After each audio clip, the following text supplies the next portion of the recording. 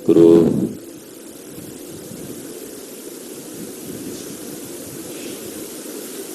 एक ओंकार सतनाम करता पुरख निरभउ निर्वैर अकाल मूरत अजूनी सैभं गुर प्रसाद।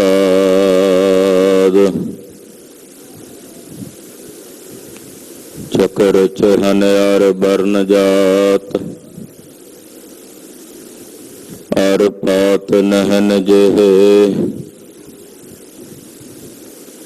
रूप रंग अर रेख पेख को कह न सकत केहे अचल मूरत अनपहु प्रकाश आम तोज कह जय कोट इंद्र इंद्राण साहे साहान गण जय तरे भवन महीप सुर नर असुर नेत देत बान तृण कहत तब सर्ब नाम कथय कवन कर्म नाम बरनत समत। देखो पाई ज्ञान की आई आंधी सब उड़ानी परम की टाटी रह न माया बांधी दुचते की दोय थून गिरानी मोह बलेडा टूटा तिसना छान परी तारे ऊपर दुर्मत भांडा फूटा आंधी पाछे जो जल बरखा तिह तेरा जन पीना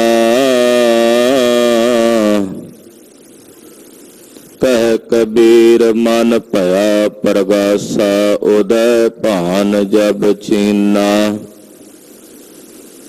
हम अवगुण परे एक गुण नाही अमृत छाड़ बिख बिख खाई माया मोह परम पै फूले सतदारा स्यों एक उत्तम पंथ सुन्यो गुर संगत ते मिलंत जम त्रास एक अरदास पाठ कीरत की गुरु रामदास राखो सकहो टल गुर सेविया अहनस सहज दर्शन परस गुरु का जन्म मरण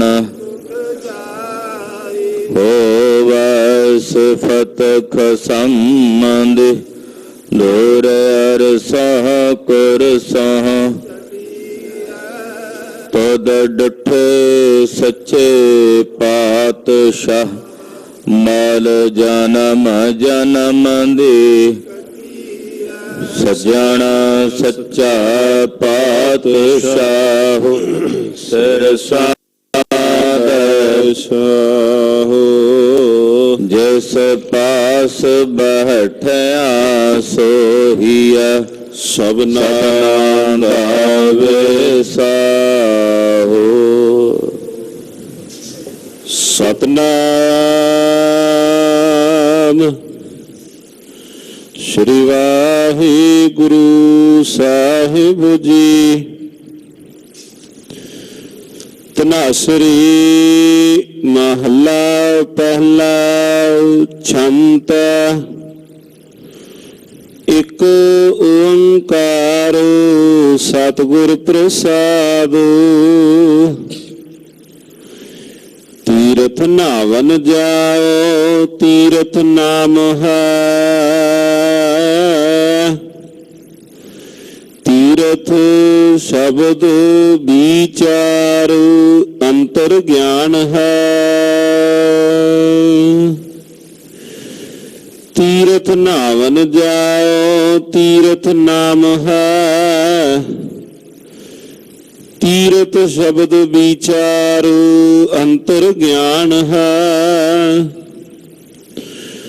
गुर ज्ञान साचा थान तीरथ दस पुरब सदा दशहरा। हाँ नाम हर का सदा जांचो देह प्रभ धरणी तरा। संसार रोगी नाम दारू मैल लागा सच बिना। गुरवाक निर्मल सदा चानन नित साच तीरथ मजना। साच न लागा मैल क्या मल धोइया। गुण है हार पर किसको रोइया।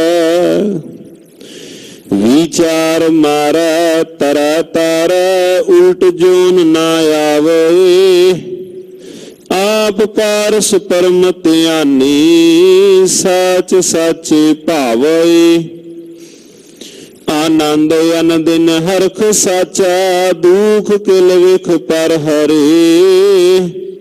सच नाम पाया गुर दिखाया मैल नाही सच मने। संगत मीत मिलाप पूरा नावनो। गावा गावण हार शब्द सुहावनो। सालाहे साचे मन सतगुर पुन दान दया मते। फिर संग पावै सहज नावै बेणी ता संगम सत सते। आराधे कंकार साचा नित दे चढ़ै सवाया। गत संग मीता संत संगत कर नदर मेल मिलाया। कहन कह सब कोई केवड आखिया। हाँ मूर्ख नीच अजान समझा साखिया। सच गुर की साखी अमृत पाखी तित मन मानिया मेरा। कूच कर आवह बिखला दे शब्द सच्चा गुर मेरा। आखन टूट न भगत भंडारी भरपुर रहा सोई। नानक साच कह बेनंती मन मांझा सच सोई। आखन टूट न भगत भंडारी भरपुर रहा सोई। नानक साच कह बेनंती मन मांझा सच सोई। वाहिगुरु जी का खालसा वाहिगुरु जी की फतेह। परम सत्कार योग सम्मान योग गुरु की साजी और नवाजी हुई। गुरु का खास रूप गुरु खालसा साध संगत जियो। जिन के भाग बड़े हैं भाई, तिन साधु संग मुख जुरे। अमृत वेले तो सतगुरु नौवें पातशाह जगत गुरु श्री गुरु तेग बहादुर साहब जी महाराज जी दे पवित्र पावन इतिहासक स्थान ते हाजरियां भर के दीन दयाल सतगुरु श्री गुरु ग्रंथ साहब जी महाराज जी दे दर्शन परस के आप जी अपने जीवन नूं सफला बना रहे हो। गुरु दर्शन परस के सतगुरां दीयां खुशियां प्राप्त कर रहे हो। राग धनासरी चों अज दे पावन श्री मुखवाक महावाक दी दात सानू सारियां नूं प्राप्त हुई है। आओ कुछ समय लई सुरतियां बिरतियां एकाग्र करिए। जगत गुरु धन श्री गुरु नानक देव साहब जी महाराज जी दे पवित्र चरण कमलों का ध्यान अपने हिरदियां च धारण करते हुए आप दे जीवन ते रसना दे कल्याण निमित्त आखिए जी सतनाम श्री वाहिगुरु साहिब जी। सतनाम वाहिगुरु साहिब जी। धनासरी महला पहला छंत एक ओंकार सतगुर प्रसाद। राग धनासरी है। पहले पातशाह जगत गुरु श्री गुरु नानक देव साहब जी महाराज जी दे उचारण कीते हुए पवित्र छंत हैं। मंगला चरण करते हैं। अकाल पुरख वाहिगुरु एक है ओंकार जो सारियां विच व्यापक और सर्वदा प्रकाशक है। सत दा उपदेश देण वाले गुरु की कृपा द्वारा तिस पार ब्रह्म परमेश्वर के स्वरूप की प्राप्ति हुंदी है। ये मंगला चरण करके महाराज जी शब्द की आरंभता करते हैं। तीरथ नावन जाओ तीरथ नाम है। तीर्थ ते जाके नहाउण वाले हो, इशनान करके आउण वाले हो, सुनो मैं तीर्थ ते तां जावां जे मेरे कोल आप तीर्थ ना होवे। निरंकार अकाल पुरख वाहिगुरु पार ब्रह्म परमेश्वर दा अमृत नाम मेरे लिए महान पवित्र तीर्थ है। तीर्थ हो हुंदा जिहड़ा पवित्र होवे पावन होवे। तो नाम तो वध पवित्र, नाम तो वध पवित्र स्थान या नाम तो वध श्रेष्ठ होर की हो सकता है। तो निरंकार अकाल पुरख वाहिगुरु परमेश्वर दा अमृत नाम मेरे लिए तीर्थ है। तो हे भाई तुसी भी तीर्थ नहाण जांदे हो, पर इस तीर्थ वाले पासे तुहाडा ध्यान नहीं है। पवित्र स्थान दे तीर किनारे ते पवित्र स्थान नूं पवित्र जगह नूं तीर्थ कहंदे हन। रब दे प्यारे तां आप खुद चलदे फिरदे तीर्थ हो जांदे ने नाम दी आराधना करके, नाम दी कमाई करके। निरंकार दे नाम नूं जपदियां जपदियां वो तां आप खुद तीर्थ रूप हो गए ने। उन्हां दे चरण तीर्थ हो गए ने। जन के चरण तीर्थ कोट गंगा। रब दे प्यारियां दे जिहड़े चरण ने वो करोड़ां तीर्थां दे तुल ने। यानी इदां कह लईए भी करोड़ां गंगा उन्हां दे चरनां दे विच आके वसदियां ने, जिथे वो अपने चरण पाउंदे हन। वो स्थान ही तीर्थ हो जांदे ने। भगत जी कहते हैं मेरा मन ही तीर्थ हो गया है। जिवें गंगा का पानी निर्मल उज्जवल शुद्ध हुंदा है, इदां मेरा मन मेरा हिरदा गंगा दे पानी वांगू निर्मल पवित्र ते शुद्ध हो गया। हुण जदों तीर्थ ही हो गए आ, हुण होर किसे तीर्थ ते जाण दी की लोड़ रही। एक कमाई है, साधना है, जिथे पहुंच के ऐसी अवस्था बनती है। तो महाराज जी कहते तीर्थ नहावन जाओ। जाते हो तीर्थ नहाण, पर इस तीर्थ वाल भी ध्यान दिओ कि निरंकार अकाल पुरख परमेश्वर का अमृत नाम ਉਹ ਮਹਾਨ ਤੀਰਥ ਹੈ। ਤੀਰਥ ਸ਼ਬਦ ਵਿਚਾਰ ਅੰਤਰ ਗਿਆਨ ਹੈ। ਫਿਰ ਜਿਹੜਾ ਅੰਦਰ ਗਿਆਨ ਹੁੰਦਾ ਨਾ ਸਤਿਗੁਰਾਂ ਦੇ ਸ਼ਬਦ ਦੀ ਵਿਚਾਰ ਦੁਆਰਾ, ਸਤਿਗੁਰਾਂ ਦੇ ਸ਼ਬਦ ਨੂੰ ਵਿਚਾਰ ਕੇ ਜਿਹੜਾ ਗਿਆਨ ਆਉਂਦਾ ਅੰਦਰ, ਇਹ ਵੀ ਮਹਾਨ ਤੀਰਥ ਹੈ। ਇਹ ਸਤਿਗੁਰਾਂ ਦੇ ਸ਼ਬਦ ਦੁਆਰਾ ਆਇਆ ਹੋਇਆ ਜਿਹੜਾ ਗਿਆਨ ਤੀਰਥ ਹੈ, ਇਹ ਵੀ ਹਿਰਦੇ ਨੂੰ ਪਵਿੱਤਰ ਕਰਦਾ। ਜਿਹੜਾ ਦੁਨੀਆ ਦੀਆਂ ਕਿਤਾਬਾਂ ਪੜ੍ਹ ਕੇ ਗਿਆਨ ਆਉਂਦਾ ਨਾ, ਉਹ ਗਿਆਨ ਕਈ ਵਾਰੀ ਹਿਰਦੇ ਨੂੰ ਹਉਮੈ ਸਹਿਤ ਮੈਲਾ ਕਰ ਦਿੰਦਾ, ਹੰਕਾਰੀ ਬਣਾ ਦਿੰਦਾ। ਐਸਾ ਨਹੀਂ ਕਿ ਪੜ੍ਹਨਾ ਨਹੀਂ ਚਾਹੀਦਾ, ਧਰਮ ਗ੍ਰੰਥਾਂ ਦਾ, ਵਿਦਵਾਨਾਂ ਦਾ ਲਿਖਿਆ ਹੋਇਆ ਸਾਹਿਤ ਪੜ੍ਹਨਾ ਚਾਹੀਦਾ ਹੈ, ਪਰ ਪੜ੍ਹ ਕੇ ਹਉਮੈ ਜਿਹੜੀ ਆ ਉਹ ਕਈ ਵਾਰੀ ਸੁੱਤੇ ਸਿੱਧ ਹਿਰਦੇ 'ਚ ਆ ਜਾਂਦੀ ਹੈ, ਉਹ ਨਹੀਂ ਆਉਣੀ ਚਾਹੀਦੀ। ਪਰ ਜਦੋਂ ਸਤਿਗੁਰਾਂ ਦੇ ਸ਼ਬਦ ਦੀ ਅਸੀਂ ਵਿਚਾਰ ਕਰਦੇ ਹਾਂ, ਗੁਰਬਾਣੀ ਦੀ ਵਿਚਾਰ ਕਰਦੇ ਹਾਂ, ਤਾਂ ਸਤਿਗੁਰਾਂ ਦੇ ਸ਼ਬਦ ਦੀ ਵਿਚਾਰ ਦੁਆਰਾ ਜਿਹੜਾ ਅੰਦਰ ਗਿਆਨ ਆਉਂਦਾ ਹੈ, ਮਹਾਰਾਜ ਜੀ ਕਹਿੰਦੇ ਉਹ ਵੀ ਇੱਕ ਮਹਾਨ ਤੀਰਥ ਹੈ। ਗੁਰ ਗਿਆਨ ਸਾਚਾ ਥਾਨ ਤੀਰਥ, 10 ਪੁਰਬ ਸਦਾ ਦਸਾਹਰਾ। ਜਿੱਥੇ ਜਾ ਕੇ ਗੁਰੂ ਦਾ ਗਿਆਨ ਪ੍ਰਾਪਤ ਹੁੰਦਾ, ਯਾਨੀ ਕਿ ਸਾਧ ਸੰਗਤ। ਸਤ ਸੰਗਤ ਇੱਕ ਐਸਾ ਸਥਾਨ ਹੈ ਜਿੱਥੇ ਗੁਰ ਗਿਆਨ ਦੀ ਪ੍ਰਾਪਤੀ ਹੁੰਦੀ ਹੈ।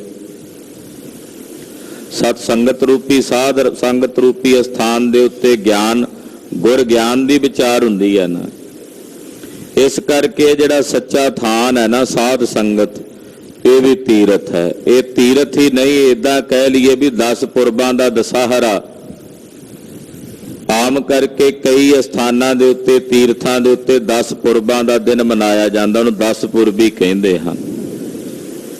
ਕਹਿੰਦੇ ਭਾਈ ਉਹ ਤਾਂ ਕਦੇ ਕਿਤੇ ਸਾਲ 2 ਸਾਲ ਬਾਅਦ ਆਵੇ, 6 ਸਾਲ ਬਾਅਦ ਜਾਂ 12 ਵਰ੍ਹਿਆਂ ਬਾਅਦ ਆਵੇ ਕੁੰਭ ਜਾਂ ਅਰਧ ਕੁੰਭ, ਪਰ ਜਿੱਥੇ ਸਾਧ ਸੰਗਤ ਹੁੰਦੀ ਹੈ, ਗੁਰੂ ਦੇ ਦਿੱਤੇ ਹੋਏ ਗਿਆਨ ਦੀ ਵਿਚਾਰ ਹੁੰਦੀ ਹੈ, ਉੱਥੇ 10 ਪੁਰਬਾਂ ਦਾ ਇਹ ਦਸਾਹਰਾ ਸਦਾ ਹੀ ਲੱਗਾ ਰਹਿੰਦਾ ਹੈ।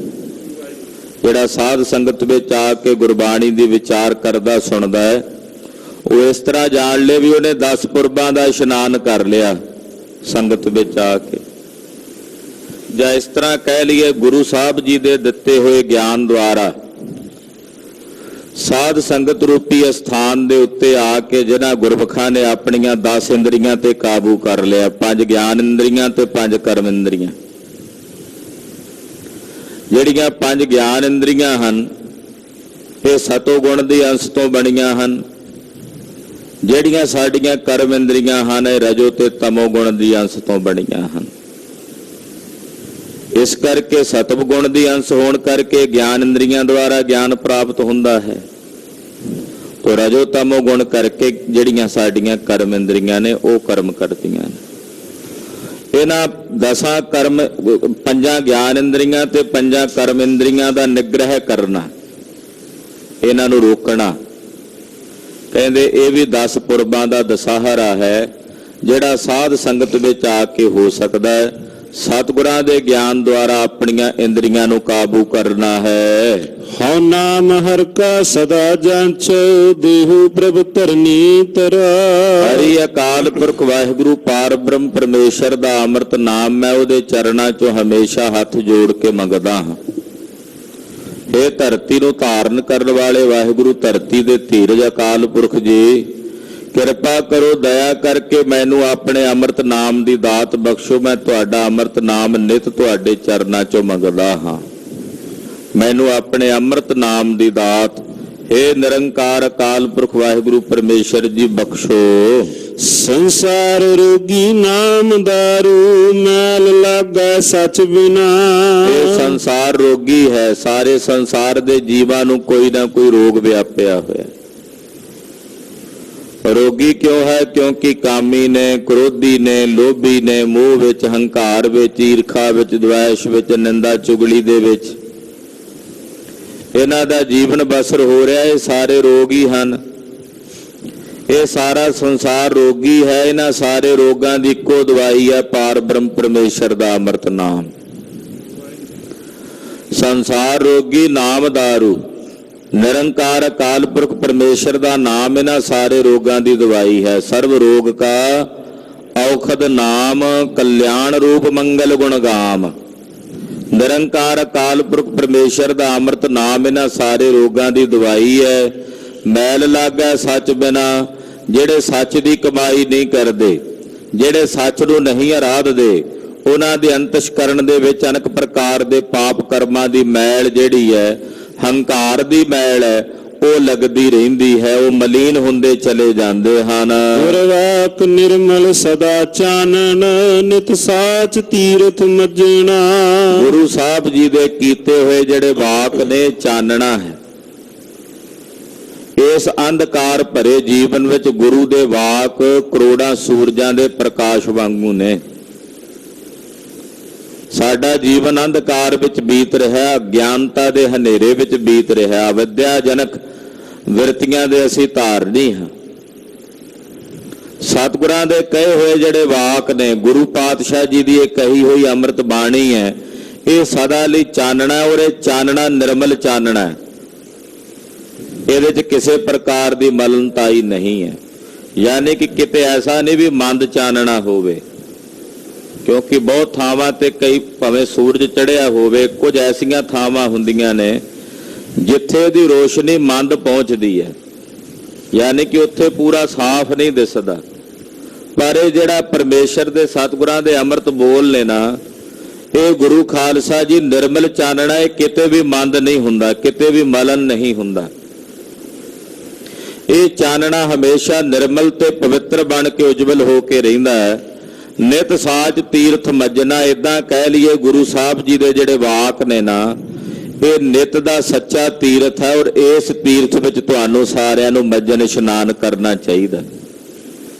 ਸਤਿਗੁਰਾਂ ਦੇ ਬਚਨਾਂ ਦੇ ਤੀਰਥ ਵਿੱਚ, ਗੁਰੂ ਕੀ ਬਾਣੀ ਦੇ ਤੀਰਥ ਵਿੱਚ ਤੁਹਾਨੂੰ ਸੁਰਤੀ ਕਰਕੇ ਨਿਤ ਇਸ਼ਨਾਨ ਕਰਨਾ ਚਾਹੀਦਾ, ਯਾਨੀ ਕਿ ਗੁਰਬਾਣੀ ਪੜ੍ਹਨੀ, ਸੁਣਨੀ, ਵਿਚਾਰਨੀ ਚਾਹੀਦੀ ਹੈ। ਇਹ ਸੱਚਾ ਇਸ਼ਨਾਨ ਹੈ, ਇਸ ਤੀਰਥ ਦਾ ਮੱਜਨ ਹੈ। ਸਾਚ ਨ ਲਾਗੈ ਮੈਲ, ਕਿਆ ਮਲ ਧੋਈਐ। ਜੋ ਸੱਚ ਹੈ ਉਹਨੂੰ ਮੈਲ ਨਹੀਂ ਲੱਗਦੀ। ਜੋ ਸੱਚ ਹੈ ਜਦੋਂ ਮੈਲਾ ਹੀ ਨਹੀਂ ਹੁੰਦਾ, ਫਿਰ ਉਹਨੂੰ ਮਲ ਕੇ ਧੋਣ ਦਾ ਮਤਲਬ ਕੀ ਹੈ? ਸਾਚ ਨਾ ਲਾਗੈ ਮੈਲ, ਕਿਆ ਮਲ ਧੋਈਐ। ਸੱਚ ਨੂੰ ਕਦੇ ਵੀ ਮੈਲ ਨਹੀਂ ਲੱਗਦੀ। ਸੱਚ ਕਦੇ ਪੁਰਾਣਾ ਨਹੀਂ ਹੁੰਦਾ, ਸੱਚ ਕਦੇ ਜੀਰਣ ਨਹੀਂ ਹੁੰਦਾ, ਸੱਚ ਕਦੇ ਬਦਲਦਾ ਨਹੀਂ। ਜੋ ਸੱਚ ਹੈ, ਜੋ ਅੱਜ ਤੋਂ ਹਜ਼ਾਰਾਂ ਸਾਲ ਪਹਿਲਾਂ ਸੱਚ ਸੀ, ਅੱਜ ਵੀ ਉਤਨਾ ਹੀ ਸੱਚ ਹੈ ਤੇ ਅੱਗੇ ਵੀ ਉਸੇ ਤਰ੍ਹਾਂ ਹੀ ਸੱਚ ਰਹੇਗਾ। ਸੱਚ ਨੂੰ ਤਾਂ ਨਹੀਂ ਨਾ ਬਦਲ ਸਕਦੇ। ਹਜ਼ਾਰਾਂ ਸਾਲ ਪਹਿਲਾਂ ਵੀ ਪਾਣੀ ਜਿਹੜਾ ਸੀ ਉਹ ਮਨੁੱਖ ਦੀ ਪਿਆਸ ਬੁਝਾਉਂਦਾ ਹੈ, ਅੱਜ ਵੀ ਬੁਝਾ ਰਿਹਾ। ਇਹ ਸੱਚ ਹੈ ਨਾ ਵੀ ਪਾਣੀ ਪਿਆਸ ਬੁਝਾਉਂਦਾ ਹੈ। ਇਸ ਸੱਚ ਨੂੰ ਤਾਂ ਕੋਈ ਮੁਨਕਰ ਨਹੀਂ ਨਾ ਹੋ ਸਕਦਾ। ਇਸ ਸੱਚ ਤੋਂ ਹਜ਼ਾਰਾਂ ਸਾਲ ਬਾਅਦ ਵੀ ਇਸ ਜਲ ਨੇ, ਪਾਣੀ ਨੇ ਮਨੁੱਖ ਦੀ ਪਿਆਸ ਨੂੰ ਬੁਝਾਉਣਾ। ਇਹ ਸੱਚ ਹੈ। ਇਸੇ ਤਰ੍ਹਾਂ ਜੋ ਪਾਰ ਬ੍ਰਹਮ ਪਰਮੇਸ਼ਰ ਦਾ ਰੂਪ ਹੈ, ਉਹ ਸੱਚ ਹੈ। ਉਹ ਕਦੇ ਵੀ ਮਲੀਨ ਨਹੀਂ ਹੁੰਦਾ, ਉਹ ਕਦੇ ਮੈਲਾ ਨਹੀਂ ਹੁੰਦਾ। ਤੇ ਜੇ ਸੱਚ ਨੂੰ ਕਦੇ ਮੈਲ ਲੱਗਦੀ ਨਹੀਂ, ਤੇ ਫਿਰ ਉਹਨੂੰ ਮਲ ਕੇ ਧੋਣ ਦਾ ਮਤਲਬ ਕੀ ਰਹਿ ਜਾਂਦਾ? ਮੈਲਾ ਹੋਵੇ ਤੇ ਧੋਈਏ ਨਾ।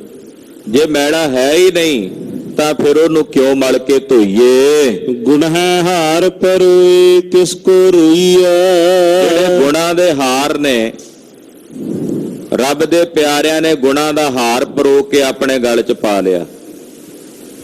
ਤੇ ਜਿਨ੍ਹਾਂ ਮਾਈਆਂ ਭਾਈਆਂ ਨੇ ਗੁਣਾਂ ਦਾ ਹਾਰ ਪਰੋ ਕੇ ਗਲ 'ਚ ਪਾ ਲਿਆ, ਉਹਨਾਂ ਨੂੰ ਫਿਰ ਕਿਸੇ ਗੁਣ ਵਾਸਤੇ ਥੋੜੀ ਰੋਣਾ ਪੈਂਦਾ ਵੀ ਸਾਡੇ ਕੋਲ ਆ ਗੁਣ ਨਹੀਂ।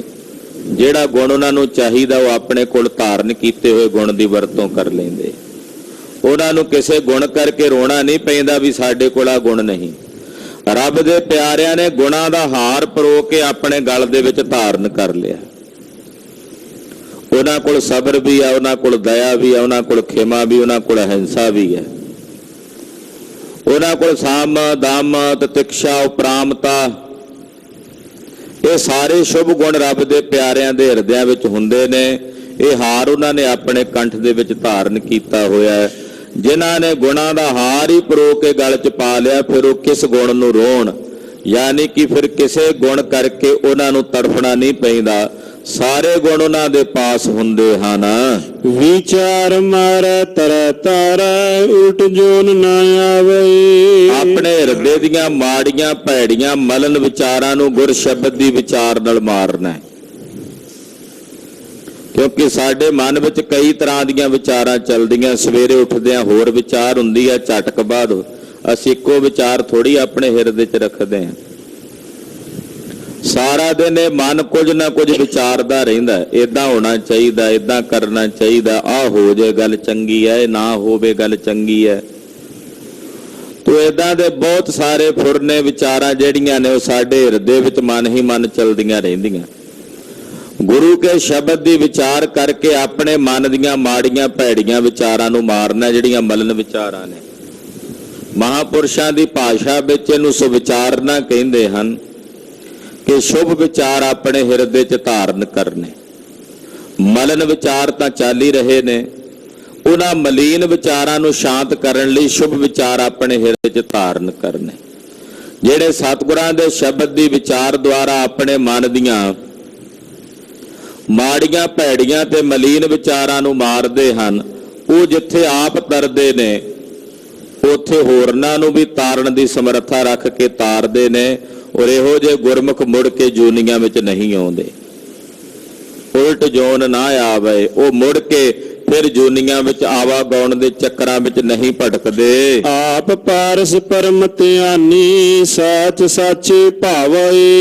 ਆਪ ਪਾਰਸ ਬਣ ਜਾਂਦੇ ਨੇ, ਪਰਮ ਧਿਆਨੀ ਹੋ ਜਾਂਦੇ ਨੇ, ਸੱਚ ਹੋ ਕੇ ਸੱਚੇ ਨੂੰ ਭਾ ਜਾਂਦੇ ਹਨ, ਸੱਚੇ ਦੇ ਸਰੂਪ ਵਿੱਚ ਹੀ ਅਭੇਦ ਹੋ ਜਾਂਦੇ ਹਨ। ਆਨੰਦ ਅਨੰਦਿਨ ਹਰਖ ਸਾਚਾ ਦੁਖ ਕਿਲ ਵਿਖ ਪਰ ਹਰੇ।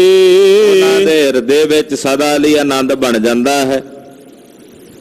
ਰਾਤ ਦਿਨ ਉਹ ਖੇੜੇ ਵਿੱਚ ਵਿਗਾਸ ਵਿੱਚ ਰਹਿੰਦੇ ਹਨ। ਉਹਨਾਂ ਦੇ ਸਾਰੇ ਦੁੱਖ, ਸਾਰੇ ਕਲੇਸ਼, ਸਾਰੇ ਪਾਪ ਦੂਰ ਹੋ ਜਾਂਦੇ ਨੇ, ਨਿਰਵਿਰਤ ਹੋ ਜਾਂਦੇ ਹਨ। ਸਚ ਨਾਮ ਪਾਇਆ ਗੁਰ ਦਿਖਾਇਆ ਮੈਲ ਨਾਹੀ ਸਚ ਮਨੇ। ਉਹਨਾਂ ਗੁਰਮੁਖਾਂ ਨੇ ਵਾਹਿਗੁਰੂ ਦੇ ਸੱਚੇ ਨਾਮ ਨੂੰ ਪ੍ਰਾਪਤ ਕਰ ਲਿਆ।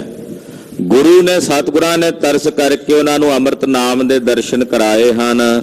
ਜਿਹੜੇ ਸੱਚ ਨੂੰ ਮੰਨਦੇ ਨੇ ਉਹਨਾਂ ਨੂੰ ਕਦੇ ਵੀ ਕਿਸੇ ਪ੍ਰਕਾਰ ਦੀ ਮੈਲ ਨਹੀਂ ਵਿਆਪਦੀ। ਸੰਗਤ ਮੀਤ ਮਿਲਾਪ ਪੂਰਾ ਨਾਵਣੋ। ਇੱਕ ਇਸ਼ਨਾਨ ਅਸੀਂ ਅੰਮ੍ਰਿਤ ਵੇਲੇ ਕਰਕੇ ਆਏ ਹਾਂ, ਉਹ ਅਧੂਰਾ ਹੈ। ਪੂਰਾ ਕਦੋਂ ਹੁੰਦਾ? ਜਦੋਂ ਸੰਗਤ ਵਿੱਚ ਆ ਕੇ ਕਥਾ ਕੀਰਤਨ ਸੁਣਦੇ ਹਾਂ। ਇਹ ਪੂਰਨ ਇਸ਼ਨਾਨ ਹੈ, ਸੰਪੂਰਨ ਇਸ਼ਨਾਨ ਹੈ। ਸੰਗਤ ਵਿੱਚ ਆਪਣੇ ਸੁਰਤੀ ਵਰਗੇ ਧਾਰਨੀ ਲੋਕਾਂ ਦੀ ਸੰਗਤ ਵਿੱਚ ਬੈਠਣਾ, ਜਿਹੜੇ ਮਿੱਤਰਾਂ ਦੇ ਸਮਾਨ ਨੇ, ਉਹਨਾਂ ਦੀ ਸੰਗਤ ਵਿੱਚ ਬੈਠ ਕੇ ਗੁਰਬਾਣੀ ਪੜ੍ਹਨੀ, ਸੁਣਨੀ, ਵਿਚਾਰਨੀ, ਇਹ ਪੂਰਾ ਨਾਵਣੋ ਹੈ, ਇਹ ਪੂਰਾ ਇਸ਼ਨਾਨ ਹੈ। ਗਾਵੇ ਗਾਵਣ ਹਾਰ ਸ਼ਬਦ ਸੁਹਾਵਣੋ। ਜਿਹੜੇ ਗਾਵਣ ਹਾਰੇ ਹੋ ਕੇ ਵਾਹਿਗੁਰੂ ਪਰਮੇਸ਼ਰ ਦੀ ਸਿਫਤ ਨੂੰ ਗਾਉਂਦੇ ਨੇ, ਉਹ ਸਤਿਗੁਰਾਂ ਦੇ ਸ਼ਬਦ ਦੁਆਰਾ ਆਪਣੇ ਜੀਵਨ ਨੂੰ ਸੁਹਾਵਣਾ ਕਰ ਲੈਂਦੇ ਆ, ਆਪਣੀ ਜ਼ਿੰਦਗੀ ਨੂੰ ਸਫਲਿਆਂ ਤੇ ਸਕਾਰਥਾ ਬਣਾ ਲੈਂਦੇ ਹਨ। ਸਾਲਾਹੇ ਸਾਚੇ ਮਨ ਸਤਿਗੁਰ ਪੁੰਨ ਦਾਨ ਦਇਆ ਮਤੇ। ਜਿਹੜੇ ਰੱਬ ਦੇ ਪਿਆਰੇ ਨੇ ਉਹ ਸੱਚੇ ਮਨ ਕਰਕੇ ਆਪਣੇ ਸਤਿਗੁਰਾਂ ਨੂੰ ਸਲਾਹੁੰਦੇ ਨੇ।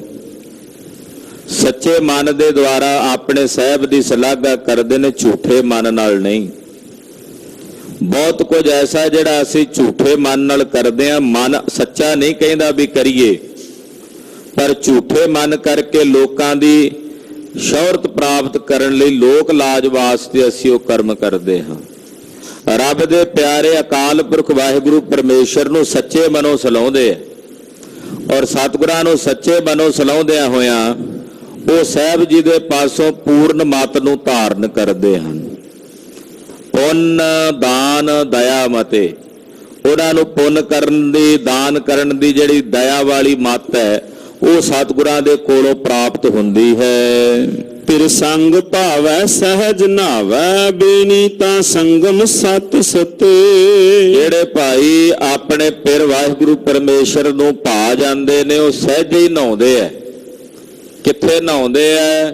ਸਾਧ ਸੰਗਤ ਰੂਪੀ ਤਰਬੈਣੀ ਵਿੱਚ। ਅੱਜ ਇੱਥੇ ਆਪਾਂ ਬੈਠੇ ਆ, ਇਹਨੂੰ ਮਹਾਰਾਜ ਗੁਰੂ ਨਾਨਕ ਪਾਤਸ਼ਾਹ ਤਰਬੈਣੀ ਕਹਿ ਰਹੇ ਨੇ ਵੀ ਇਹ ਤਰਬੈਣੀ ਹੈ। ਇੱਥੇ ਗਿਆਨ, ਵਿਵੇਕ ਔਰ ਵੈਰਾਗ ਦੀਆਂ ਤਿੰਨ ਨਦੀਆਂ ਦਾ ਸੁਮੇਲ ਹੁੰਦਾ ਹੈ। ਜਿਵੇਂ ਇਲਾਹਾਬਾਦ ਨੂੰ ਤ੍ਰਿਵੇਣੀ ਕਹਿੰਦੇ ਆ ਨਾ, ਉੱਥੇ ਗੰਗਾ, ਜਮਨਾ ਤੇ ਸਰਸਵਤੀ ਤਿੰਨ ਨਦੀਆਂ ਮਿਲਦੀਆਂ, ਉਹਨੂੰ ਪ੍ਰਯਾਗਰਾਜ ਕਹਿੰਦੇ ਆ, ਬੇਣੀ ਕਹਿੰਦੇ ਆ। ਸਾਧ ਸੰਗਤ ਵੀ ਤ੍ਰਿਵੇਣੀ ਹੈ। ਇੱਥੇ ਕਿਹੜੀ ਤਿੰਨ ਵੇਣੀਆਂ ਜਿਹੜੀਆਂ ਨੇ, ਤਿੰਨ ਨਦੀਆਂ ਵਹਿੰਦੀਆਂ ਨੇ, ਇੱਥੇ ਗਿਆਨ, ਵਿਵੇਕ ਤੇ ਵਿਰਾਗ ਦੀਆਂ ਤਿੰਨ ਨਦੀਆਂ ਇਕੱਠੀਆਂ ਹੋ ਕੇ ਮਿਲਦੀਆਂ ਨੇ। ਇਸ ਕਰਕੇ ਗੁਰੂ ਕੇ ਸਿੱਖ ਵਾਸਤੇ ਸਾਧ ਸੰਗਤ ਹੀ ਤ੍ਰਿਵੇਣੀ ਦਾ ਇਸ਼ਨਾਨ ਹੈ। ਇਹ ਤ੍ਰਿਵੇਣੀ ਦਾ ਸੰਗਮ ਹੈ। ਸਾਧ ਸੰਗਤ ਵਿੱਚ ਆ ਕੇ ਗੁਰਸਿੱਖ ਐਸਾ ਇਸ਼ਨਾਨ ਕਰਦੇ ਹਨ। ਆਰਾਧ ਏਕੰਕਾਰ ਸਾਚਾ, ਨਿਤ ਦੇ ਚੜਾ ਸਵਾਇਆ। ਰੱਬ ਦੇ ਪਿਆਰੇ ਏਕੰਕਾਰ ਸੱਚੇ ਸਾਹਿਬ ਨੂੰ ਸਲਾਉਂਦੇ ਨੇ, ਔਰ ਸੱਚ ਨੂੰ ਸਲਾਉਂਦਿਆਂ ਉਹਨਾਂ ਦੇ ਹਿਰਦੇ ਵਿੱਚ ਨਿਰੰਕਾਰ ਦਾ ਸਵਾਇਆ ਰੰਗ, ਨਿਤਾ ਪ੍ਰਤੀ ਨਿਤ ਚੜਾ ਸਵਾਇਆ ਵਾਲੀ ਖੇਡ ਨੂੰ ਉਹ ਪ੍ਰਾਪਤ ਹੁੰਦੇ। ਉਹਨਾਂ ਦੇ ਹਿਰਦੇ ਵਿੱਚ ਨਿਤ ਨਿਰੰਕਾਰ ਦਾ ਨਵਾਂ ਰੰਗ ਚੜ੍ਹਦਾ ਹੈ। ਰਤ ਸੰਗ ਮੀਤਾ ਸੰਤ ਸੰਗਤ, ਕਰ ਨਦਰ ਮੇਲ ਮਿਲਾਇਆ। ਕਹਿੰਦੇ ਜਿਨ੍ਹਾਂ ਨੂੰ ਸਾਧ ਸੰਗਤ ਵਿੱਚ ਵਾਹਿਗੁਰੂ ਨੇ ਕਿਰਪਾ ਕਰਕੇ ਮੇਲ ਦਿੱਤਾ ਹੈ, ਉਹਦੀ ਐਸੀ ਅਵਸਥਾ ਹੋ ਗਈ ਸਤ ਸੰਗੀਆਂ ਦੀ ਸੰਗਤ ਕਰਦਿਆਂ ਕਿ ਨਿਰੰਕਾਰ ਨੇ ਉਹਨਾਂ ਤੇ ਨਦਰ ਕਰਕੇ, ਤਰਸ ਕਰਕੇ ਉਹਨਾਂ ਦਾ ਮੇਲ ਆਪਣੇ ਨਾਲ ਮਿਲਾ ਲਿਆ। ਉਹਨਾਂ ਸਤ ਸੰਗੀਆਂ ਨੂੰ ਆਪਣੇ ਵਿੱਚ ਅਭੇਦ ਕਰ ਲਿਆ। ਵਾਹਿਗੁਰੂ ਨੇ ਤਰਸ ਕਰਕੇ, ਦਇਆ ਕਰਕੇ। ਕਹਿਣ ਕਹੈ ਸਭ ਕੋਈ, ਕੇਵਡ ਆਖੀਐ। ਕਹਿਣ ਨੂੰ ਸਾਰੇ ਕਹਿੰਦੇ ਐ, ਪਰਮੇਸ਼ਰ ਬਾਰੇ ਕਿਤਨੇ ਹੀ ਨੇ ਜਿਹੜੇ ਕਹਿ ਰਹੇ ਨੇ। ਅਕਾਲ ਪੁਰਖ ਵਾਸਤੇ ਕੇਵਲ ਆਪਾਂ ਤਾਂ ਹੀ ਨਹੀਂ ਗੱਲ ਕਰਦੇ, ਲੱਖਾਂ ਲੋਕ ਨੇ ਜਿਹੜੇ ਅਕਾਲ ਪੁਰਖ ਪਰਮੇਸ਼ਰ ਬਾਰੇ ਬਹੁਤ ਕੁਝ ਕਹਿੰਦੇ, ਬਹੁਤ ਕੁਝ ਆਖਦੇ ਨੇ। ਕੁਝ ਨਕਾਰਾਤਮਕ ਬਿਰਤੀ ਦੁਆਰਾ ਪਰਮੇਸ਼ਰ ਦੇ ਸੰਬੰਧ 'ਚ ਕਹਿੰਦੇ ਆ, ਕੋਈ ਸਕਾਰਾਤਮਕ ਬਿਰਤੀ ਦੁਆਰਾ ਵੀ ਕਹਿੰਦੇ। ਨਾਸਤਕ ਵੀ ਗੱਲ ਕਰਦੇ ਨੇ ਅਕਾਲ ਪੁਰਖ ਦੇ ਬਾਰੇ, ਤਾਂ ਉਹ ਵੀ ਕਹਿੰਦੇ ਆ ਵੀ ਨਹੀਂ ਹੈ, ਪਰ ਗੱਲ ਤਾਂ ਕਰ ਰਹੇ ਨੇ ਨਾ ਅਕਾਲ ਪੁਰਖ ਦੇ ਸੰਬੰਧ ਵਿੱਚ। ਭਾਵੇਂ ਨਹੀਂ ਵੀ ਕਹਿ ਰਹੇ ਨੇ ਵੀ ਨਹੀਂ ਹੈ, ਪਰ ਫਿਰ ਵੀ ਤਾਂ ਉਹਦੀ ਗੱਲ ਕਰ ਰਹੇ ਨੇ। ਇਸ ਕਰਕੇ ਆਖਣ ਵਾਲੇ, ਕਹਿਣ ਵਾਲੇ ਬੜੇ ਨੇ। ਇਸ ਕਰਕੇ ਉਸ ਵਾਹਿਗੁਰੂ ਨੂੰ, ਪਰਮੇਸ਼ਰ ਨੂੰ ਕਿੰਨਾ ਕੁ ਵੱਡਾ ਆਖੀਏ ਵੀ ਉਹ ਕਿਤਨਾ ਕੁ ਵੱਡਾ ਹੈ। ਉਹਨੂੰ ਕਿੰਨਾ ਵੱਡਾ ਕਿਹਾ ਜਾਏ ਵੀ ਉਹਦਾ ਆਕਾਰ ਕਿਤਨਾ ਹੈ, ਉਹ ਕਿਤਨੇ ਵਿਸਥਾਰ ਵਾਲਾ ਹੈ। ਉਸ ਨਿਰੰਕਾਰ ਵਾਹਿਗੁਰੂ ਪਰਮੇਸ਼ਰ ਦੀ ਵਡਿਆਈ ਨੂੰ ਨਹੀਂ ਕਿਹਾ ਜਾ ਸਕਦਾ। ਹਉ ਮੂਰਖ ਨੀਚ ਅਜਾਣ, ਸਮਝਾ ਸਾਖੀਐ। ਏ ਵਾਹਿਗੁਰੂ, ਮੈਂ ਮੂਰਖ ਹਾਂ, ਨੀਚਾਣ ਜਾਣ ਹਾਂ। ਤੁਸੀਂ ਮੈਨੂੰ ਆਪਣੀ ਸਿੱਖਿਆ ਦੇ ਕੇ ਸਮਝਾਓ, ਮੈਂ ਤਾਂ ਸਮਝਦਾ। ਉਦਾਂ ਨਹੀਂ ਮੇਰੇ ਖਾਨੇ 'ਚ ਕੁਝ ਗੱਲ ਬਹਿੰਦੀ। ਸਤਿਗੁਰੂ ਜੀ, ਮੂਰਖ ਹਾਂ, ਨੀਚਾਣ ਜਾਣ ਵੀ ਆ। ਜਦੋਂ ਤੁਸੀਂ ਸਿੱਖਿਆ ਦਿਓ, ਤੁਸੀਂ ਸਮਝਾਓ ਸਤਿਗੁਰੂ ਜੀ, ਤਾਂ ਮੈਂ ਸਮਝ ਸਕਦਾ ਹਾਂ। ਸਤਿਗੁਰ ਕੀ ਸਾਖੀ ਅੰਮ੍ਰਿਤ ਭਾਖੀ, ਤਿਤ ਮਨ ਮਾਨਿਆ ਮੇਰਾ। ਸਤਿਗੁਰਾਂ ਦੀ ਦਿੱਤੀ ਹੋਈ ਸਿੱਖਿਆ, ਇਹ ਏਦਾਂ ਕਹਿ ਸਕਦੇ ਆ ਵੀ ਇਹ ਗੁਰੂ ਸਾਹਿਬ ਜੀ ਦੀ ਰਸਨਾ ਤੋਂ ਉਚਰਿਆ ਹੋਇਆ ਅੰਮ੍ਰਿਤ ਹੈ, ਔਰ ਇਸ ਅੰਮ੍ਰਿਤ ਦੇ ਨਾਲ ਮੇਰਾ ਮਨ ਮੰਨ ਗਿਆ। ਇਸ ਅੰਮ੍ਰਿਤ ਨਾਮ ਦੇ ਨਾਲ, ਸਤਿਗੁਰਾਂ ਦੀ ਦਿੱਤੀ ਹੋਈ ਸਿੱਖਿਆ ਨਾਲ ਮੇਰਾ ਮਨ ਮੰਨਿਆ ਹੈ। ਊਚ ਕਰਹਿ ਆਵਹਿ ਬਿਖ ਲਾਦੇ, ਸ਼ਬਦ ਸੱਚਾ ਗੁਰ ਮੇਰਾ। ਬੜੇ ਨੇ ਜਿਹੜੇ ਸੰਸਾਰ ਦੇ ਵਿੱਚੋਂ ਕੂਚ ਕਰ ਰਹੇ ਨੇ, ਬਿਖ ਦੇ ਨਾਲ ਭਰੇ ਹੋਏ, ਬਿਖ ਨਾਲ, ਜ਼ਹਿਰ ਨਾਲ ਲੱਦ ਕੇ ਨਾ ਆਪਣੇ ਆਪ ਨੂੰ। ਬੜੇ ਨੇ ਜਿਹੜੇ ਸੰਸਾਰ ਤੋਂ ਕੂਚ ਕਰਕੇ ਜਾ ਰਹੇ ਨੇ। ਇਹੋ ਜਿਹੇ ਸਾਖਤਾਂ ਦੇ ਮਰਨ ਬਾਰੇ ਕਹਿੰਦੇ ਚੰਗਾ ਹੋਇਆ ਮੋਇਆ। ਸਾਖਤ ਬਤਰਾ ਮਰ ਗਿਆ। ਗਰੀਬਨ ਬਾਗ ਸਾਹਿਬ ਸੱਚੇ ਪਾਤਸ਼ਾਹ ਕਹਿੰਦੇ ਬੜੇ ਨੇ ਜਿਹੜੇ ਜ਼ਹਿਰ ਨੂੰ ਲੱਦ ਕੇ ਸੰਸਾਰ ਤੋਂ ਕੂਚ ਕਰਕੇ ਗਏ ਨੇ ਤੇ ਜਾ ਰਹੇ ਨੇ ਤੇ ਰਹਿੰਦੇ ਵੀ ਚਲੇ ਜਾਣੇ ਆ। ਸ਼ਬਦ ਸੱਚਾ ਗੁਰ ਮੇਰਾ, ਮੇਰੇ ਸਤਿਗੁਰਾਂ ਦਾ ਜਿਹੜਾ ਸੱਚਾ ਸ਼ਬਦ ਹੈ ਨਾ, ਉਹ ਸੱਚ ਕਹਿੰਦਾ। ਉਹਦੇ ਵਿੱਚ ਜੋ ਸਾਹਿਬ ਨੇ ਕਿਹਾ ਉਹ ਸੱਚ ਹੈ। ਉਹਦੇ ਚ ਰੰਚਕ ਭਰ ਵੀ ਕਿਤੇ ਵੀ ਕਿਸੇ ਪ੍ਰਕਾਰ ਦੀ ਕਾਣ ਕਰੋੜ ਨਹੀਂ ਆਪਾਂ ਕਹਿ ਸਕਦੇ ਵੀ ਕਿਸੇ ਪ੍ਰਤੀ ਹੈ। ਜੋ ਸੱਚ ਹੈ ਉਹ ਮੇਰੇ ਸਾਹਿਬ ਨੇ, ਮੇਰੇ ਗੁਰੂ ਨੇ ਆਪਣੇ ਸ਼ਬਦ ਦੁਆਰਾ ਕਿਹਾ ਹੈ। ਆਖਣ ਟੂਟ ਨ ਭਗਤ ਭੰਡਾਰੀ, ਭਰਪੁਰ ਰਹਾ ਸੋਈ। ਈਸ਼ਰ ਦੀ ਭਗਤੀ ਦੇ ਖਜ਼ਾਨੇ ਇਸ ਤਰ੍ਹਾਂ ਲਬਾਲਬ ਭਰੇ ਪਏ ਨੇ, ਆਖ ਆਖ ਕੇ ਉਹਦੀ ਟੋਟਾ ਨਹੀਂ ਆਉਂਦਾ ਉਹਦੇ ਵਿੱਚ। ਉਹਦੇ ਖਜ਼ਾਨੇ ਹਮੇਸ਼ਾ ਪੂਰੇ ਰਹਿੰਦੇ ਐ, ਭਰੇ ਰਹਿੰਦੇ ਹਨ। ਨਾਨਕ ਸਾਚ ਕਹੈ ਬੇਨੰਤੀ, ਮਨ ਮਾਂਜੈ ਸਚ ਸੋਈ। ਧੰਨ ਸ੍ਰੀ ਗੁਰੂ ਨਾਨਕ ਦੇਵ ਸਾਹਿਬ ਸੱਚੇ ਪਾਤਸ਼ਾਹ ਜੀ ਮਹਾਰਾਜ ਜੀ ਕਹਿੰਦੇ, ਮੈਂ ਸੱਚ ਕਹਿੰਦਾ ਹਾਂ ਬੇਨਤੀ ਵਜੋਂ, ਜਿਹੜੇ ਆਪਣੇ ਮਨ ਨੂੰ ਮਾਂਜ ਲੈਂਦੇ ਹਨ ਉਹੀ ਅਸਲ ਵਿੱਚ ਸੱਚੇ ਨੇ। ਤਨ ਮਾਂਜਿਆ ਕੂੰਚਿਆ ਜਾਂਦਾ ਹੈ, ਬਾਹਰੋਂ ਬਹੁਤ ਕੁਝ ਸਾਫ਼ ਸਫਾਈ ਦੇ ਸਾਧਨ ਕੀਤੇ ਜਾਂਦੇ, ਰੱਖੇ ਜਾਂਦੇ ਐ, ਰੱਖਣੇ ਵੀ ਚਾਹੀਦੇ, ਪਰ ਹਿਰਦੇ ਨੂੰ ਮਾਂਜਣ ਦਾ, ਹਿਰਦੇ ਨੂੰ ਸ਼ੁੱਧ ਕਰਨ ਦਾ ਕੋਈ ਯਤਨ ਨਹੀਂ। ਬਿਰਲੇ ਨੇ ਜਿਹੜੇ ਆਪਣੇ ਮਨ ਨੂੰ ਮਾਂਜਦੇ ਐ। ਮਨ ਮਾਂਜਣਾ ਕਿਵੇਂ ਹੁੰਦਾ ਹੈ? ਮਨ ਮਾਂਜਣਾ ਹੁੰਦਾ ਜਦੋਂ ਤੁਸੀਂ ਆਪਣੇ ਮਨ ਦੀਆਂ ਭੈੜੀਆਂ ਤੇ ਮਲਨ ਵਿਚਾਰਾਂ ਨੂੰ ਆਪਣੇ ਮਨ ਚੋਂ ਤਿਆਗ ਦਿਓ। ਮਨ ਦਾ ਮਾਂਜਾ। ਜਿਹੜੇ ਮਨ ਮਾਂਜਦੇ ਨੇ ਉਹੀ ਸੱਚੇ ਨੇ।